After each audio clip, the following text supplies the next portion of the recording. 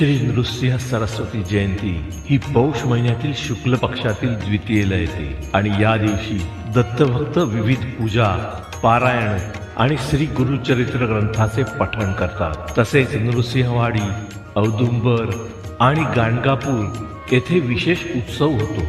वाशिम जिल्ह्यातील कारंजा या गावी अंबा भवानी आणि माधव यांच्या पोटी नृसिंह सरस्वतींनी जन्म घेतला। त्यांचे मूळ नाव शालग्राम देवमाधव काळे असून ते नरहरी नावानेच ओळखले जात। नृसिंह सरस्वतींनी जन्मताच ओंकाराचा उच्चार केला, परंतु त्याशिवाय ते एकही शब्द बोलत नसत।